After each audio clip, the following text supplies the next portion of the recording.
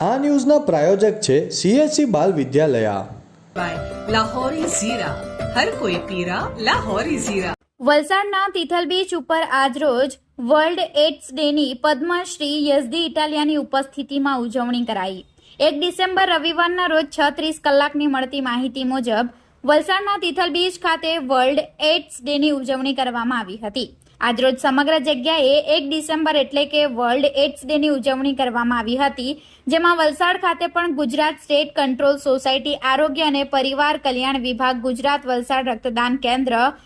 NACPVTI project હેઠળ world AIDS ડેની Tithal beach ખાતે ઉજવણી કરવામાં આવી હતી, જેમાં રક્તદાન કેન્દ્રના સભ્યો દ્વારા ગુલાબના ફૂલો અને દીવડાઓથી એઇડ્સનું ચિહ્ન બનાવી બલૂન્સને આકાશમાં છોડી વર્લ્ડ એઇડ્સ ડેની ઉજવણી કરવામાં આવી, જેમાં પદ્મશ્રી એવા વલસાડ રક્તદાન કેન્દ્રમાં ગુજરાત સરકાર માટે ભારતનો પ્રથમ sickle cell anaemia control programme વિકસાવનાર યઝદી ઇટાલિયાની ઉપસ્થિતિમાં દીવડા પ્રગટાવી એઇડ્સ ડેની ઉજવણી કરવામાં આવી હતી, તેમજ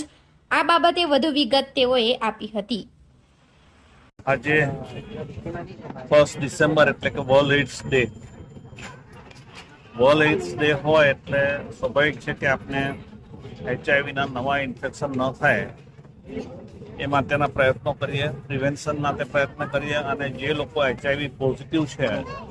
એ લોકોને પ્રત્યેક સહાનુભૂતિ રાખીને એ લોકોને સારી ટ્રીટમેન્ટ મળે અને એ લોકો સારું જીવન જીવે એ આપણી એક ફરજ થઈ પડે છે। આજે આપણે પહેલા એવું માનતા હતા કે HIV એકવાર થયો એટલે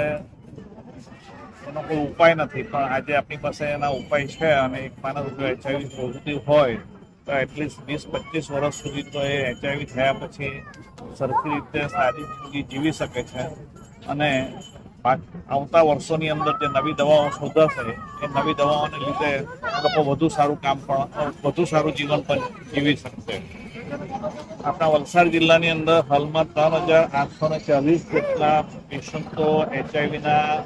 ART ડ્રગ્સ ઉપર છે, એટલે કે લોકોને સરકાર તરફથી આ બધી દવાઓ મળે છે અને એ લોકોની રેગ્યુલર તપાસ થાય છે। એમ જોવા જઈએ તો જ્યારે HIV શરૂ થયો 1987-88ની આસપાસ, ત્યારે એવું કહેવાતું હતું કે India will be the capital of HIV AIDS in the world. પણ આજે પરિસ્થિતિ એવી છે કે તમે HIV-ના પેશન્ટો તમારી આજુબાજુમાં પણ તમને જોવા નહીં મળશે, તમે કદાચ એક પણ પેશન્ટને જોયા પણ ન હોય એવું પણ આજે કદાચ બની શકે અને એનું કારણ એ છે કે આપણી સરકાર, ભારત સરકાર અને ગુજરાત સરકાર એ માટે ખૂબ જ પ્રયત્નશીલ છે અને HIV-ના જે નાકો તરફથી ચાલતા પ્રોજેક્ટો છે એ બધા NGO મારફતે પણ ચાલે છે। વલસાડની અંદર વલસાડ રક્તદાન કેન્દ્ર એક એવું NGO છે કે જે 2002ની સાલથી